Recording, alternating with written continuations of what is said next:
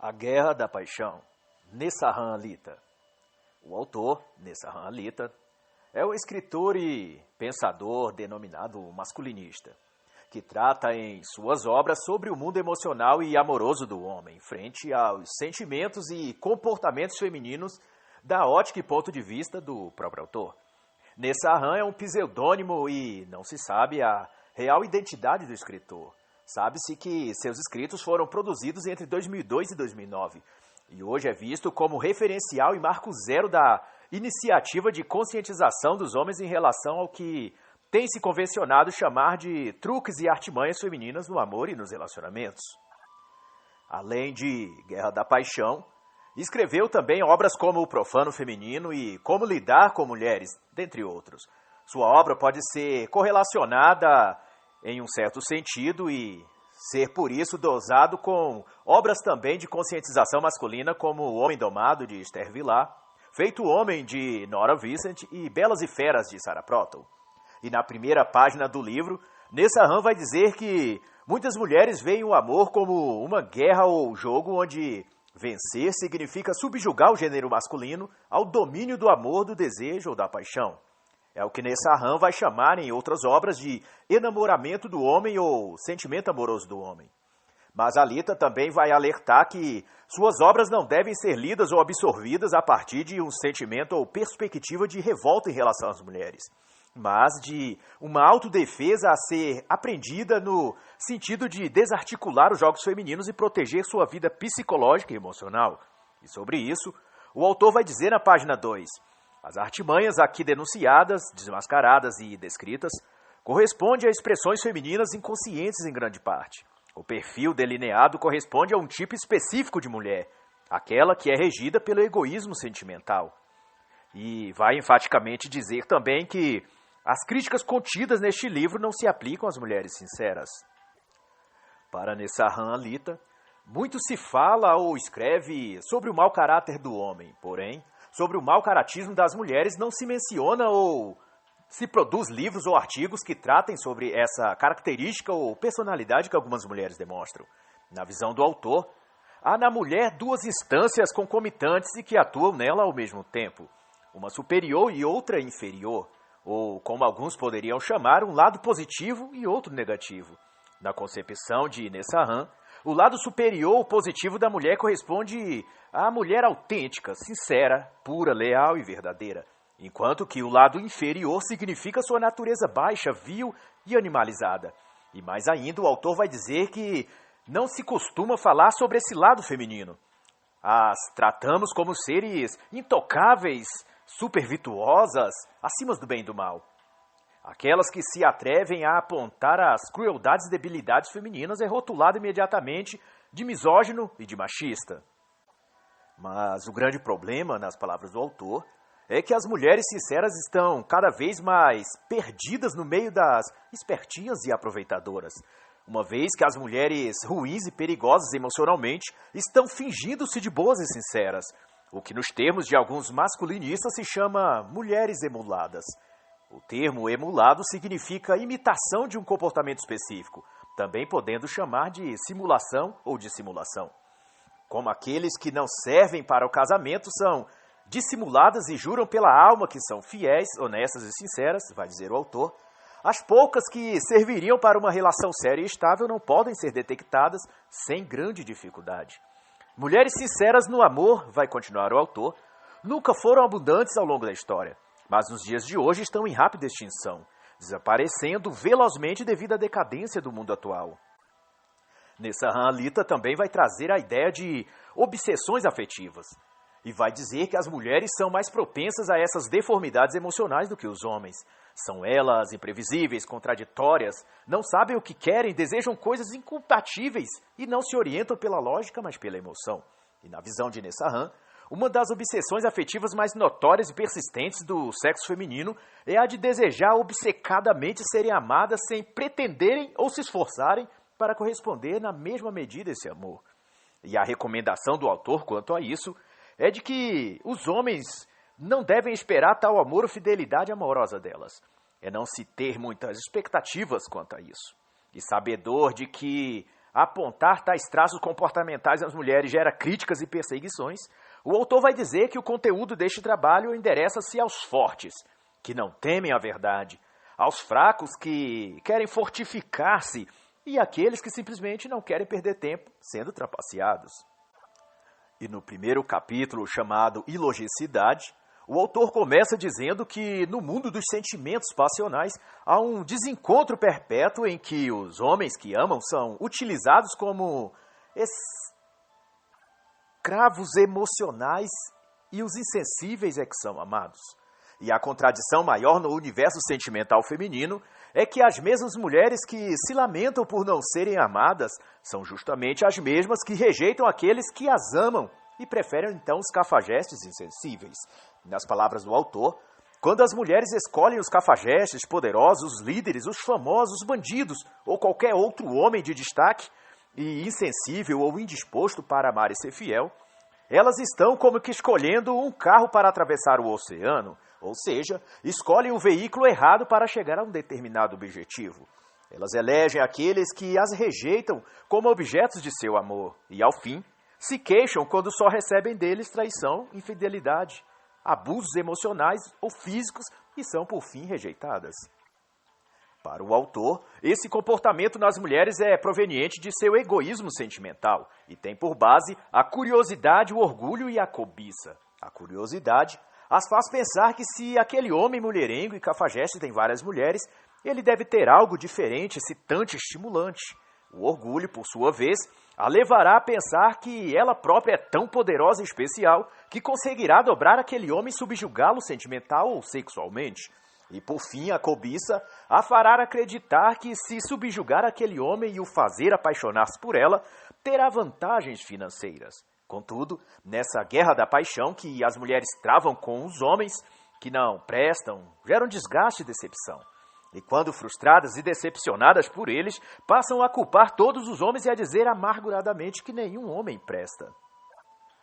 O amor passional das mulheres, vai declarar o autor, já nasce condenado a não se realizar, porque o critério que utilizam, amar os que a desprezam e desprezar os que as amam, é por si só um barco furado tentando atravessar o oceano.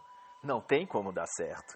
E nesse arran destaca também que os cafajestes insensíveis ou homens ruins em geral fascinam e iludem as mulheres, mas não apenas porque apresentam a elas uma imagem superficial de superioridade, de poder ou prestígio, mas também porque elas mesmas são vazias e sem qualquer conteúdo de realmente valor. E daí, precisam escorar-se em algum símbolo de status e destaque social para que, ao lado e através deles, se sinta com algum valor. Afinal, como diz a sabedoria popular, ainda que o número 1 e o número 0 possam ter baixíssimo valor, coloque o 1 ao lado esquerdo do 0 e ele passará a valer 10. E é exatamente nessa ilusão que as mulheres se deixam atingir pela oferta ou possibilidade de parecerem melhor que as demais em seu círculo social. E sobre isso, o autor vai dizer que o amor romântico nas mulheres já nasce condenado a não se realizar, pelo simples motivo de seu critério para encontrar o par romântico ser totalmente inacessível e irrealizável. De qualquer modo, Nessarran também alerta que não adianta tentar alertá-las quanto a isso, pois normalmente os argumentos lógicos que somos capazes de lhes oferecer não conseguem penetrar no turbilhão psicológico e confuso que é a mente feminina. Por isso, absurdo que seja, por mais absurdo que seja, aliás, a mulher querer ser amada por cafajestes, essa sua predisposição não pode talvez ser explicada nem por elas mesmas. É bem provável que seja uma ruptura entre intelecto e instinto, e tentar dissuadi-las a reconhecerem seus erros e admitirem a dissimulação é um trabalho perdido. E elas rapidamente assumirá a posição defensiva e seus recursos melodramáticos como chorar, gritar, dizer-se ofendida, fazer-se de conta que nunca ouviu coisa tão absurda. E ainda pior, nestes tempos de misandria feminista estatal, qualquer tentativa de dizer que tal ação ou comportamento da mulher esteja errado ou algo do tipo pode ser criminalizado, inclusive por medidas judiciais como discurso de ódio, machismo ou outra acusação qualquer. E para Nessarran Alita, é uma absoluta perda de tempo tentar fazer uma pessoa compreender a própria maldade, suas atitudes desonestas no amor e os motivos pelos quais ela própria muitas vezes se faz indigna de ser amada. Mas ao contrário do que possa parecer, também vai refletir o autor, o comportamento feminino não é regido pelo caos ou ilogicidade absoluta. A mente feminina é dirigida por um tipo de caos relativo, ou seja, os sentimentos, pensamentos e condutas das mulheres são caóticos somente sob a perspectiva do homem, na forma e ponto de vista masculino. Na perspectiva delas, o que chamamos de caos é algo coerente e para elas tem todo o sentido de ser. Isso porque atende às necessidades egoístas e narcisistas dela. A incoerência, falta de lógica ou de racionalidade que vemos no comportamento amoroso feminino se trata, na realidade, de uma máscara que não é, de fato, penetrável pelo intelecto e pela razão, mas que, de todo modo, consiste numa ferramenta de poder e domínio que as mulheres operam para coagir e seduzir a mente masculina. Estejam as mulheres agindo conscientes ou não disso, pois elas atuam nesse sentido em função de um mecanismo instintivo e não racional. É quando tomam consciência disso, pela reflexão e pelos maus resultados colaterais do processo de manipulação sentimental que utilizam, é que têm a chance de observar e reconhecer essas suas facetas e, portanto, mudarem a partir daí. Capítulo 2. As simulações de desentendimento. Neste capítulo, Nessahan dá destaque aos jogos emocionais femininos, sobretudo o ardil que elas utilizam para se fingir de bobas, de que não estão entendendo ou percebendo o que está acontecendo à sua volta. Por exemplo, quando estão sendo cortejadas, cercadas por pretendentes ou supostos amigos, quais elas fingem não perceber que estão tentando levá-lo para a cama. Ela própria justifica toda e qualquer atitude ou insinuação deles para manter em plena atividade aquele jogo de sedução da qual participam e gostam. Por isso, a estimula, a excita e lhe dá a sensação prazerosa de ser desejada por todos.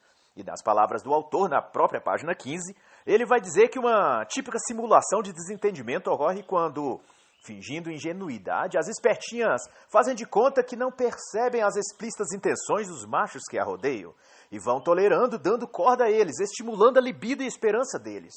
Mas se são confrontadas por seus maridos ou companheiros, simulam não estar percebendo qual a intenção dos machos e fingem-se de ofendidas e acusam o homem de ciumento possessivo ou de estar vendo coisa onde não existe.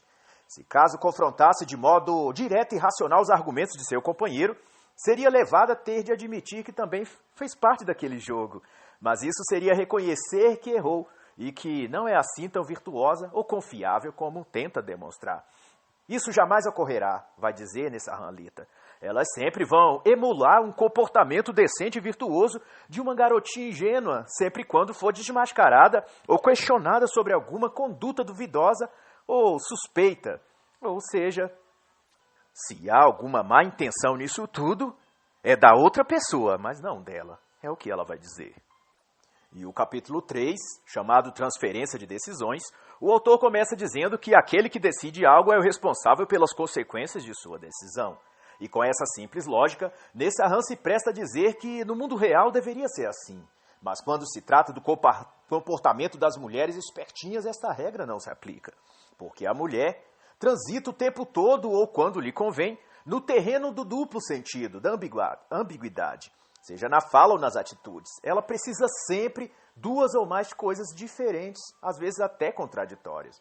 E isso vai desde as questões como emprego, criação dos filhos ou assuntos amorosos. Por exemplo, ela pode dizer que as crianças precisam ser tratadas com disciplina e rigor, ao mesmo tempo que faz todas as vontades dos seus próprios filhos. Ou pode dizer que suas vizinhas são mulheres vulgares, sem respeito, no trabalho jogar charme ao patrão, ao encarregado, ou ao motorista do ônibus no trajeto diário que faz para trabalhar. Na visão do autor, isso significa oscilar entre dois mundos, sem se definir por nenhum deles. Isso porque, dando vazão às suas volúpias e natureza instintiva, querem se beneficiar de todos os lados disponíveis. O fato mais comum, mas que muitos homens se recusam a enxergar nas suas próprias parceiras ou naquelas que estão tentando conquistar, é que, no geral, mulheres, quando terminam uma relação ou se dizem desimpedidas para se envolver em outro relacionamento, dificilmente se desligam definitivamente do relacionamento anterior. Realizam engenhosas manobras para caírem fora, mas mantendo o ex-namorado, parceiro ou marido ainda aprisionado emocionalmente a elas, pois assim podem recorrer a ele se algum imprevisto surgir. Por isso, dificilmente uma mulher, ao terminar um relacionamento, diz ao cara que não o quer que não sente nada por ele. Ela tenta sempre incutir a culpa do término nele, porque assim poderá voltar a procurá-lo caso algo dê errado em seu novo relacionamento, sem ser por isso acusada de nada.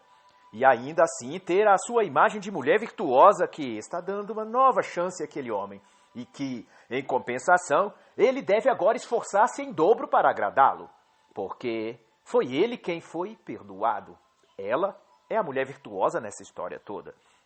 E a Lita vai chamar isso de mecanismo de transferência de decisão, porque lança no outro, no caso a mulher lança no homem, a culpa e responsabilidade pelo que tenha saído errado, e não importa o que tenha sido. Capítulo 4, o inferno psicológico principal. O próprio tema deste capítulo já sugere que existe nas relações amorosas diversos tipos de sofrimentos psicológicos e emocionais. Dentre eles se sobressai, segundo a análise do autor, o tipo de sofrimento que envolve a dúvida, a incerteza ou constante ameaça ou possibilidade de perder a pessoa amada. E neste aspecto, as mulheres jogam com os homens, projetando neles o medo constante de perdê-las. E também por isso as mulheres costumam manter por perto um ou mais pretendente que sirva tanto para massagear o seu próprio ego, quanto também para despertar o ciúme e medo de perdê-la no seu companheiro. Muitas mulheres deixam o homem suspenso em relação ao que elas sentem por ele. São evasivas ou contraditórias, ora dizem que amam, em seguida agem com indiferença a ele.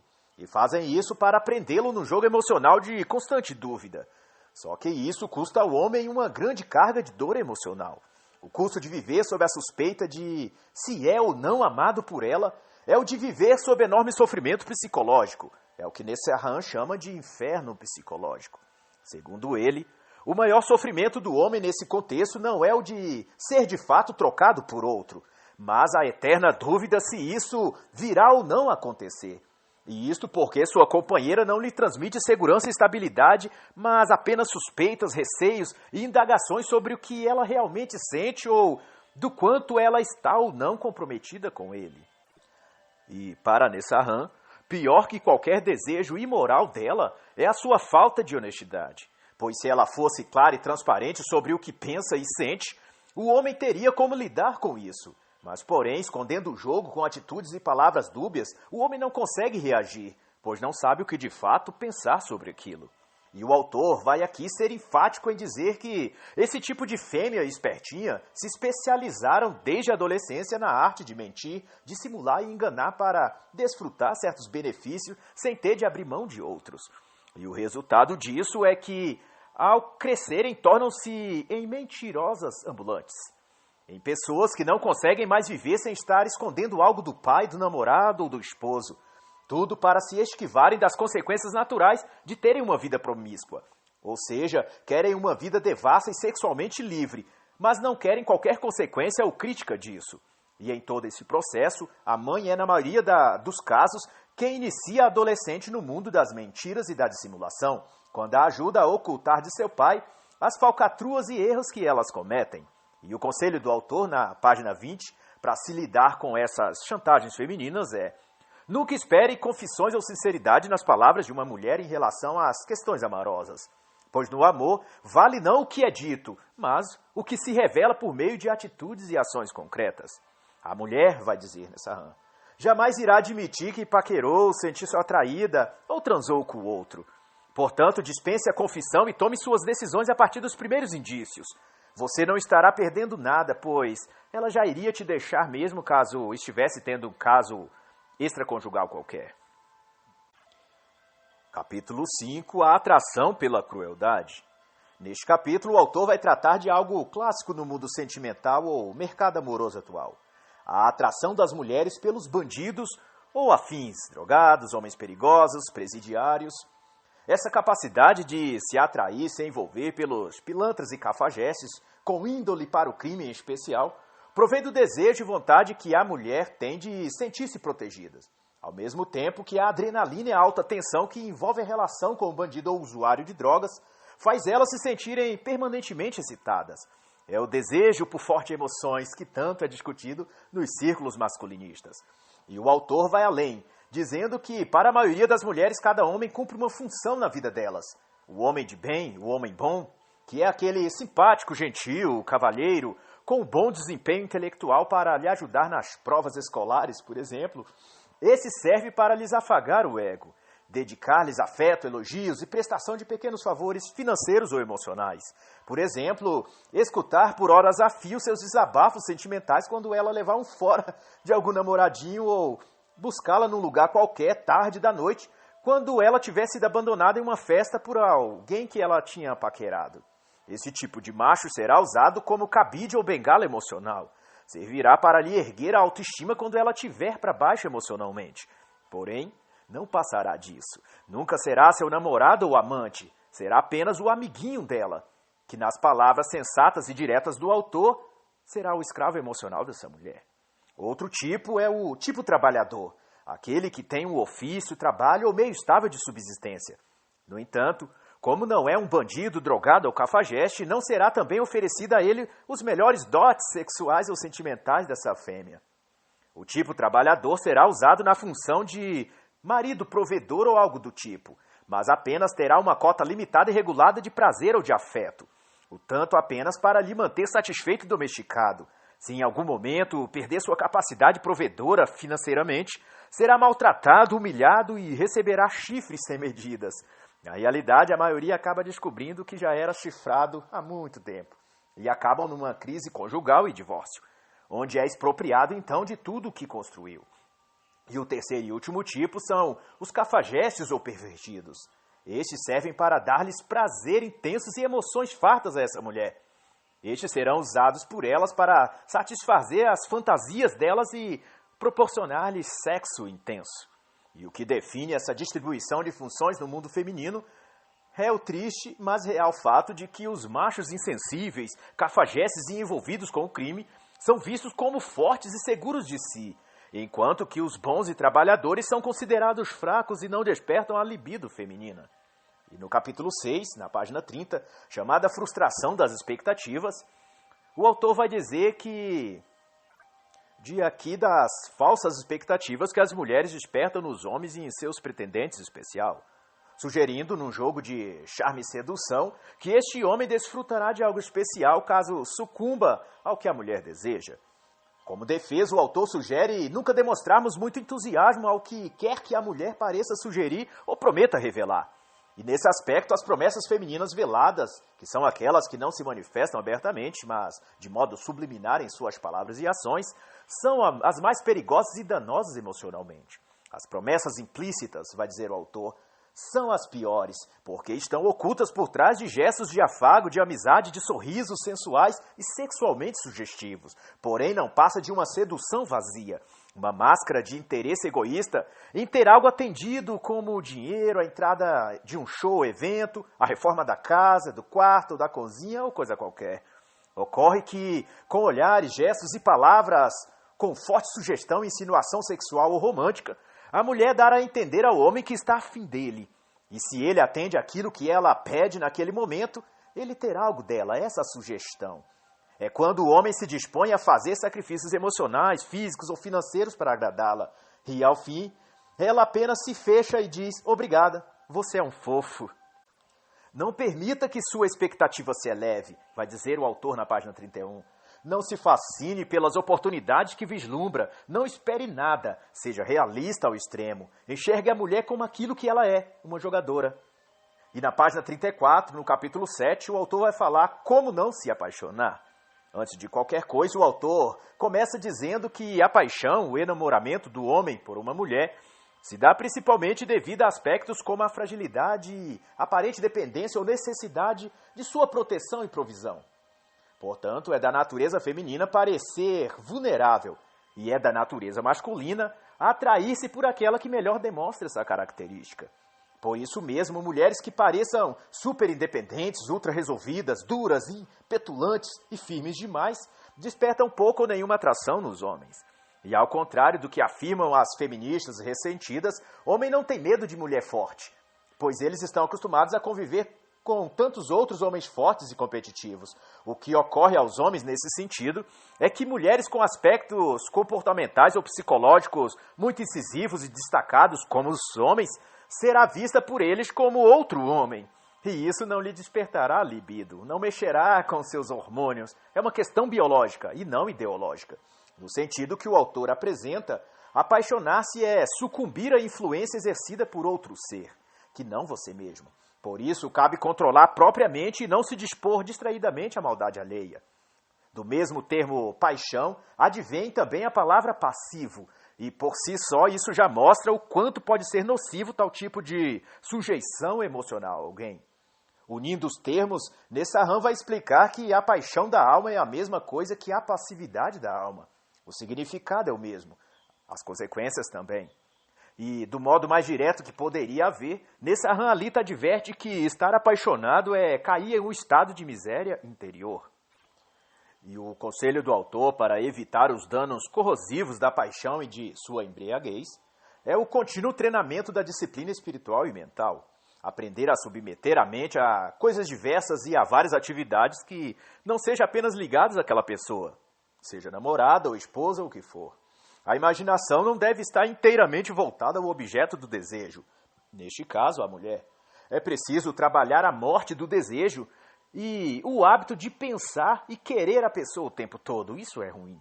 Nessahan vai dizer ainda que pensamentos, recordações, lembranças, fantasias ou planejamentos sobre o futuro juntos são expressões sentimentais que projetam a paixão sobre a mente do indivíduo, de modo que ele se veja preso cada vez mais a isso. E como duas pessoas não sentem o amor ou a paixão na mesma intensidade ao mesmo tempo, um há de gostar mais que o outro.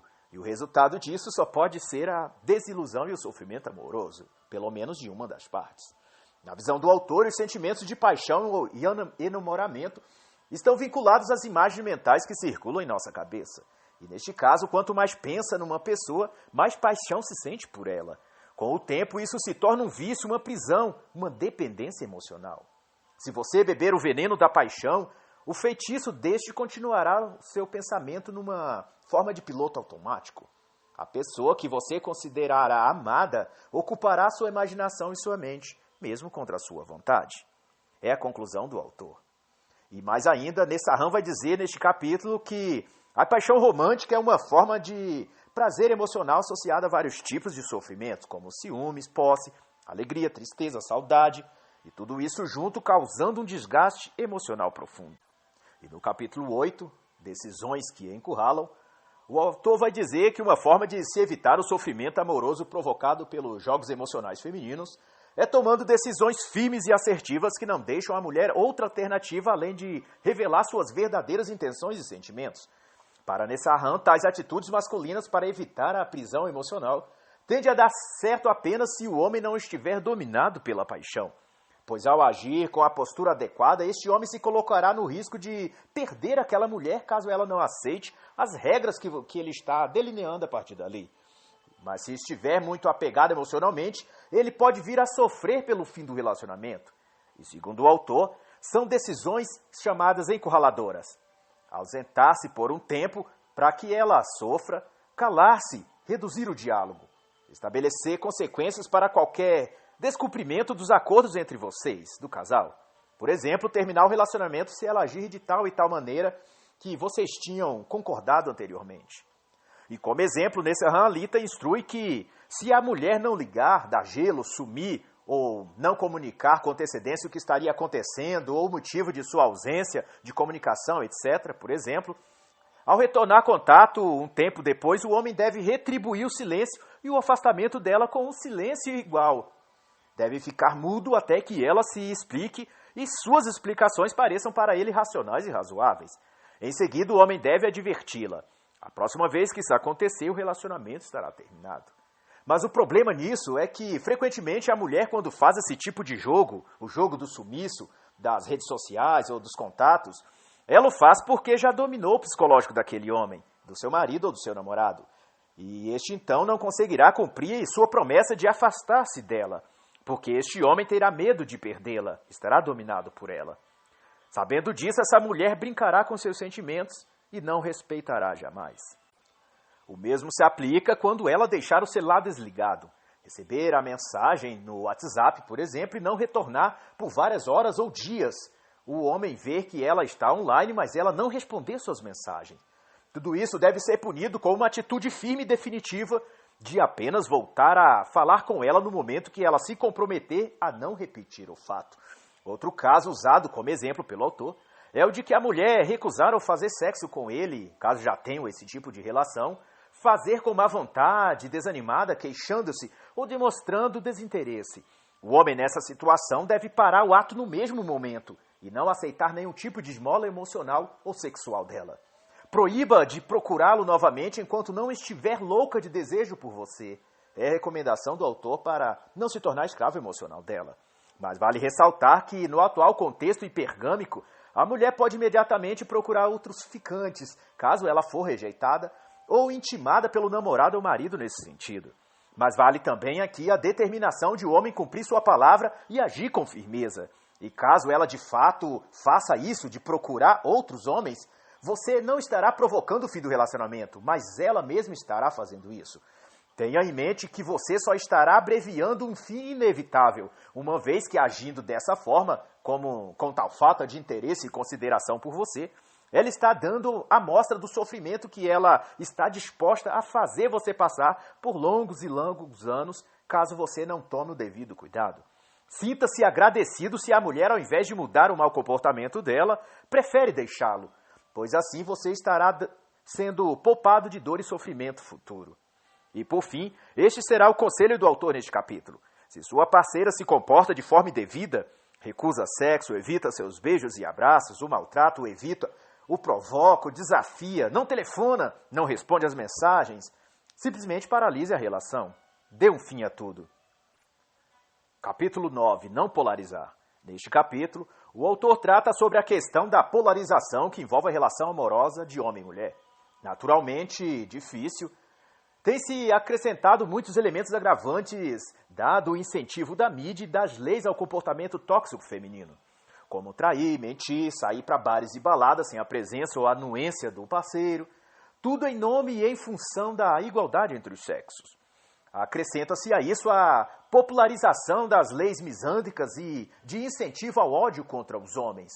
Dado essas informações preliminares, o autor vai destacar o desafio que se tornou nestes tempos de modernismo, misandria e feminismo, de o homem relacionar-se amorosamente com uma mulher. Se o homem for bom, honesto, humilde e prestativo, será considerado bobo pela mulher moderna e constantemente será enganado e traído por ela.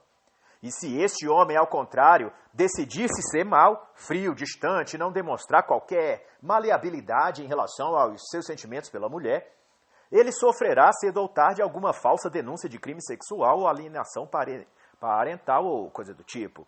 E a recomendação do autor, então, será buscar achar o equilíbrio pessoal e mental. Isso pode significar recompensar quando a mulher age com honestidade, lealdade e transparência, dando-lhe também respeito, carinho e atenção, mas punindo-a com desprezo e afastamento se ela agir como não se deve, com infidelidade, desrespeito ou outra coisa qualquer. Oscile conforme as situações, sem se prender ao lado bom ou mal. Será a recomendação do autor na página 51. Lembrando que mal, no sentido aplicado pelo autor aqui, significa ser firme, constante e emocionalmente distante e desapegado, se precisar, caso, para equilibrar a relação. E no capítulo 10, chamado As Provocações Irritantes, o autor vai dizer que constantemente os homens são provocados e desafiados por suas companheiras que despertam neles a ira, a revolta, o ciúme. Para Nessahan, essas provocações são testes que visam medir o autocontrole, o grau de apaixonamento ou a capacidade de decisões do homem, que as mulheres fazem para medir a estatura mental ou emocional daquele homem. E isso, segundo Nessahan Alita, vai informar a ela se aquele homem é, em sua visão, um homem de verdade, ou um menino, um garoto assustado na vida. Para o autor, ao provocar a ira do homem, por exemplo, a mulher avalia o quanto ele pode ou não ser domado por ela. E a partir daí ela estuda o quanto poderá explorá-lo e de que forma poderá explorá-lo.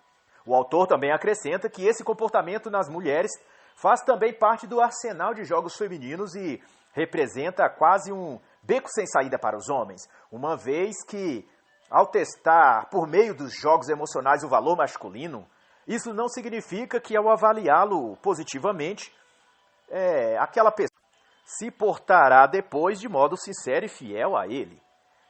Quando, portanto, o homem aprende a detectar e lidar com os joguetes femininos, não deverá ser, portanto, tolo de pensar que agora sim terá uma mulher fiel e dedicada ao seu lado. Significa apenas que este homem poderá se portar com menos submissão a elas e sofrer ou ser explorado o mínimo possível. Nas palavras do autor, ele será capaz de detectar e desmascarar calmamente a provocação no exato momento em que estará acontecendo.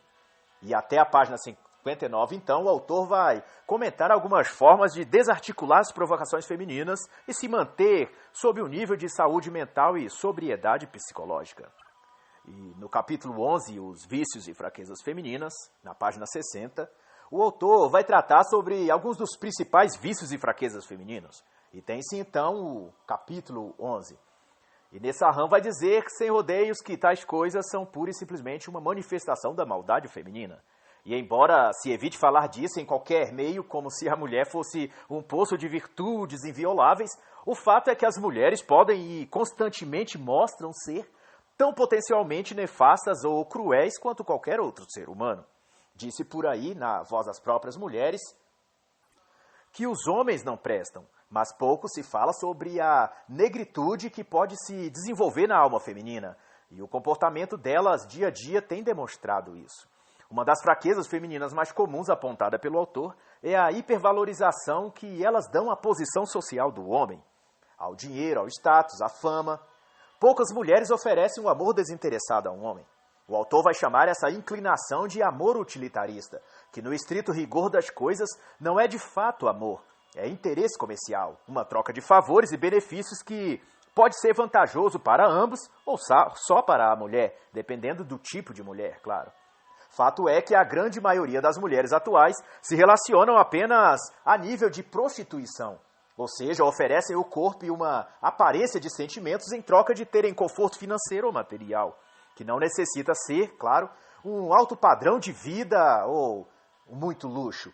Isso vai depender do tipo de mulher. Uma atriz famosa, por exemplo, não se envolverá com um trabalhador simples da indústria. Ela se envolverá com alguém acima dela financeiramente, a não ser que ela esteja já muito decaída em beleza e não tenha mais a moeda de troca que é a sua aparência física e sua juventude para se vender aos homens mais bem colocados e destacados no mercado sentimental naquele dado momento. Mesmo assim, há inúmeras que se contentam a um mínimo de estabilidade, ou seja, o homem oferecer a elas uma moradia simples, mas fixa, as contas pagas, um carro popular de 8 anos atrás, mas que possa levá-la ao shopping nos fins de semana. Para muitas, isso já é suficiente. E o autor então vai dizer, as segundas intenções femininas são práticas e calculistas, vai dizer o autor. De um modo geral, os vícios são fraquezas emocionais, vai também afirmar Nessarran Lita, na página 61. E fraquezas emocionais são desejos intensos da alma contra as quais a pessoa, o homem ou a mulher, deveriam lutar e adquirir resistência. E algum desses desejos ruins que arrastam as mulheres para uma vida dupla, errada e danosa ao homem, que se dispõe a envolver com ela, claro, são elencadas então na página 61 e 62. São eles o desejo por coisas caras ou exóticas para impressionar as rivais. 2. O desejo de ser reconhecida, admirada ou invejada, porque isso a faz gastar muito dinheiro, seu ou do seu companheiro, com coisas supérfluas ou de segunda necessidade, como viagens caras ou fora de época, aquisição de bens sem necessidade ou condições, etc. Tudo para exibir uma pretensa superioridade financeira, social ou intelectual perante seu meio. 3. O desejo de sentir-se sexualmente atrativa. Aos olhos dos homens, isso tem a ver com elevar sua autoestima e passa pelo ato de vestir-se de modo provocante, sensual, postar fotos normais ou de modo excessivo, ou mesmo fotos sensuais nas redes sociais para ser cobiçado e receber elogios. Tudo para alimentar o seu próprio ego e o que acaba levando a casos extraconjugais. Número 4. Dissimular e emular comportamentos, mentir. Tudo pela emoção de sentir que pode enganar e manipular quem quiser. Isso é a sensação de poder. Número 5, e esse é um dos vícios mais populares nos jogos femininos, é a capacidade de repudiar, de desprezar ou brincar com o sentimento de quem a deseja e gosta dela realmente. E lhe trata bem, consequentemente. Isso vai desde uma relação pai e filha, ou até um caso amoroso e sentimental, como também é muito comum. Essa fraqueza feminina É o seu desejo de se ver acima do bem e do mal. Uma espécie de ego superalimentado que a faz desejar sentir-se a mais amada e poderosa do universo. Essa fantasia psicológica da mulher se manifesta recorrentemente, mas de modo inconsciente nelas. Elas simplesmente agem assim, sem pensar nas consequências ou se seus anseios de ser idolatrada como uma deusa princesa pode ser atendida. É uma deficiência moral que precisa ser superada por toda mulher dentro dela mesma. A lição geral nesse capítulo será então: sexo, carinho e suposto amor são oferecidos pelas mulheres não como vontade ou desejo delas pelo homem, mas como ferramentas para manipular esse homem. E no capítulo 12, chamado O Perfil Masculino Ideal, na página 69, o autor vai tratar sobre como o homem deve e pode se tornar outro, isto é, mudar a si mesmo, deixar de ser a figura patética e submissa que tem sido e renascer no corpo e alma de um novo e melhorado ser. Mas antes de falar sobre isso, o autor enumera os motivos principais que costumam levar o homem a um estado de perda do próprio prazer de viver e a dor sentimental pelo desprezo feminino. E é justo por cometer esses erros que cabe ao homem desenvolver um novo modo de forma de ser e de atuar no mundo. E é isso o que significa, na visão do autor, nascer de novo. E dentre os principais erros estão ser excessivamente carinhoso, ser muito comunicativo, aberto e extrovertido, tentar agradar demais a mulher, demonstrar medo de perdê-la, exigir atenção e carinho, parecer carente, não viver sem a presença dela, correr atrás dela o tempo todo, etc. E tendo dito isso, Nessarran vai revelar que um homem com tais características no mundo dos relacionamentos só servirá para ser rejeitado pelas mulheres e tratado como um escravo emocional dela. E o que é melhor para você, tornar-se um cão vira-lata ou um homem de pé erguido e em posse de seu próprio mundo emocional. Esse é o perfil que você deve buscar ser. Seja carinhoso apenas nas horas certas, vai aconselhar o autor aos homens. Não seja intensamente prestativo nem bajulador. Não ria ou aplauda ou concorde com tudo que a mulher disser. Será outra recomendação do autor. Seja um pouco frio e misterioso. E pare de pensar só em sexo ou carinho quando estiver com ela. Tenha outros assuntos para conversar, outros interesses e coisas para fazer. No fim, as mulheres só dão carinho, sexo e amor a quem elas querem. Por isso, pare de se esforçar muito por isso, para obter a aprovação delas. Isso é inútil. Elas sempre usarão isso contra você. Saiba que a mulher sempre estará usando de estelionato sentimental com aqueles que aceitarem ser seus escravos emocionais. E no fim você acabará ficando sozinho do mesmo jeito.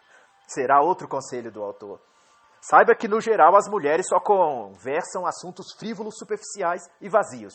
Portanto, não dedique-se tanto a conversas com ela. Que valor você terá se os seus assuntos for sobre novelas, cabelos, roupas ou homens bonitos? Pois é isso que elas conversam. Ou você a conduz nos seus próprios assuntos, ou não fale sobre esses assuntos delas. Dispense elogios como fofo, gentil, você é tão agradável, pois essas supostas qualidades é justamente aquilo que tira o tesão da mulher pelo homem e a faz ver você como um amiguinho dela apenas. A recomendação de Nessarran Alita para esse tipo de homem é: deixe isso para os adolescentes e para os homens fracos. Seja você um homem de verdade. E o autor vai continuar dizendo: nunca legitime a agressão física ou psicológica de uma mulher contra você. Se ela lhe acusar de alguma coisa, mesmo por brincadeira, do tipo, você é tão machista, ou insinuar que você fez algo errado, ou lhe jogar uma bolinha de papel, ou então falar alto, qualquer coisa desse tipo, repreenda imediatamente. E se for o caso, a faça desculpar-se ou provar o que disse. Ou senão você acabará se tornando o animal de estimação dela. Ignore acusações falsas, não ignore acusações falsas nem agressões verbais ou humilhações de nenhum tipo. Se ela agir de um modo rude ou que você não goste, vá embora.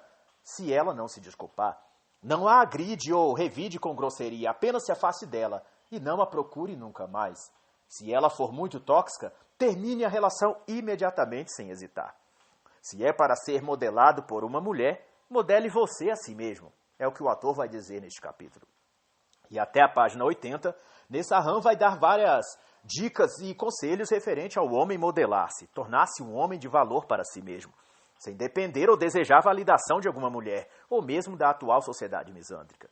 E nesse ponto em específico, eu recomendo a leitura da obra Homem de Ferro, do autor Robert Bly, que vai tratar desse aspecto da transformação do menino em homem, da ascensão e construção da maturidade nos moldes que já não se vê na atual cultura emocionalmente amolecida e fraca. E no capítulo 13, A Guerra dos Nervos, na página 80, o autor vai tratar ainda mais sobre os jogos, vícios e fraquezas femininos que destroem o homem, e vai dar ênfase ao tipo de armadilha emocional que no mundo masculinista em geral tem sido denominado matrix dos relacionamentos. Na visão e termos do autor, isso significa o homem estar preso numa forma de ver e perceber a mulher e os relacionamentos como uma forma equivocada e distante da realidade, que nas palavras do próprio autor significa ver o mundo ao inverso do que ele é de fato. Um dos efeitos disso, e que dão a mostra nítida do controle mental dessa matrix amorosa sobre a mente masculina, é o homem ainda enxergar as mulheres em geral como seres especiais, únicas, deslumbrantes e superiores em algum sentido aos próprios homens ou a todos os homens em geral. Essa forma de avaliar as coisas deixa o homem fragilizado, indefeso perante as mulheres espertinhas, porque ele achará estar lidando num ambiente onde as mulheres são boas e os homens são maus. A mulher é vítima e o homem é o carrasco. É preciso desencantar-se desse feitiço para se ter uma relação madura e equilibrada com qualquer mulher, se for isso possível em algum nível. E Nessaham vai chamar isso de sentimento venenoso e vai dizer que quebrar esse paradigma é o primeiro e necessário passo para o homem renascer e assumir sua verdadeira identidade de homem, abandonando a caricatura de menino que a maioria dos homens tem usado nos dias de hoje. E para isso eu recomendo também a leitura do extraordinário livro da jovem autora Sarah Proton, chamado Belas e Feras, a violência doméstica das mulheres contra o homem, para que se tenha um despertamento do potencial negativo que uma mulher pode ter auxiliada pelo estado misândrico atual, e assim esclarecer-se quanto à imagem ilusória da mulher como santa, vítima e inofensiva. São palavras de Nessaham Alita sobre essa questão. Você esteve enganado esse tempo todo. Você foi ludibriado pela paixão e está vendo o mundo invertido, ao avesso. Mas a verdade irá libertá-lo. E ao entrar no capítulo 14, então, o autor vai ressaltar essas questões que envolvem o desmascaramento dessa visão errônea e manipulatória sobre a mulher. Ele vai chamar esse capítulo de Levando-as a se revelarem, na página 85. E vai dizer que há na natureza feminina coisas maravilhosas e sublimes, mas também há muita perversidade e graus variáveis de personalidade. Há uma natureza oculta na mulher, que por vezes se evidencia por meio de sua dissimulação, sua fingidez e emulação de uma figura tímida, recatada ou inexperiente sexualmente. Como a regra geral de que os machos sejam possessivos, as mulheres fingem então serem assim para agradar ao homem e conquistá-lo. Sabem instintivamente que se mostrarem quem são e o que fizeram no passado, ou do que são capazes de fazer no futuro, perderá a chance ou que procuram ter com aquele homem específico. Exclusividade de uma mulher em relação ao homem não deve ser exigida dela por esse homem, mas oferecida a ele voluntariamente por ela. Se este homem precisa cobrá-la, exigir isso dela, ou pressioná-la para que se comporte de modo exclusivo sentimentalmente para com ele, então essa mulher não é digna de ser considerada sua companheira. É uma mulher qualquer. Deve ser banida então de sua vida. E nas páginas seguintes, o autor vai discorrer sobre como e por que as mulheres demonstram recato em sua conduta sexual a seus maridos, mas são libertinas e extrovertidas com seus amantes. De regra, o comportamento moral recatado e o pretenso conservadorismo que a mulher demonstra ao homem é somente uma máscara social que ela veste nas ocasiões e diante de quem ela deseja enganar. Os amantes cafajestes, os pilantras, é a quem elas mostrarão de fato sua verdadeira face. Se ao conhecer uma mulher você demonstrar-se liberal, com a mente aberta e moderno, sem ser possessivo ou cimento, ela mostrará quem ela é de fato. Mas você só conseguirá isso se não estiver apaixonado, vai recomendar o autor, pois ao descobrir sua verdadeira face, você poderá não se agradar com o que vê. pois para você ela parecerá irreconhecível, mas na realidade é que ela estará sendo quem ela é realmente. Você é quem não a tinha visto ainda sem a maquiagem da moral fingida que ela sempre usou diante de você para te enganar. A mulher busca ser em oculto aquilo que seus pais e maridos lhe negam. É a afirmação do autor na página 87. E o autor também vai dizer: a inteligência feminina no campo da ocultação é imensa e lhes permite mover-se com desenvoltura entre fatos falsos e verdadeiros. A melhor forma de flagrarmos uma mentira é induzindo a espertinha mentirosa a mentir mais.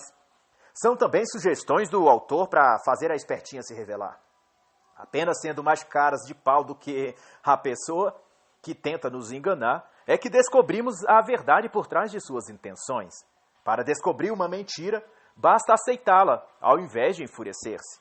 E desse modo, até a página 92, diversas outras formas práticas de desarticular as mentiras femininas serão mostradas pelo autor.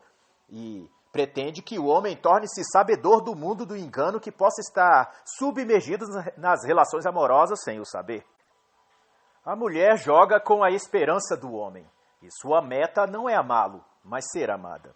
E com essa elucidação, o autor vai passar pelos capítulos 15 e 16 ensinando como deve ser o posicionamento emocional e psicológico do homem na guerra da paixão, destacando nesses dois capítulos quais também podem ser as armas masculinas para se defender da sedução e escravização que pode lhe ser imposta se não tiver bem treinado e alerta às nuances do jogo emocional das mulheres.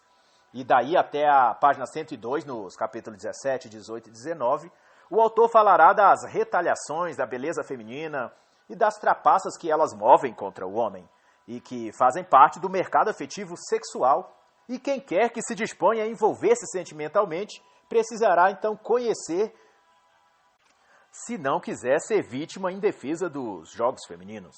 E como afirma Nessa Halita, ao fim do livro, este não é um livro de receitas e nem um manual, mas um livro de reflexão. Portanto, eu, Jaden Freitas, só posso dizer aos homens, então reflita. E assim, encerra o livro A Guerra da Paixão, de Nessa Halita.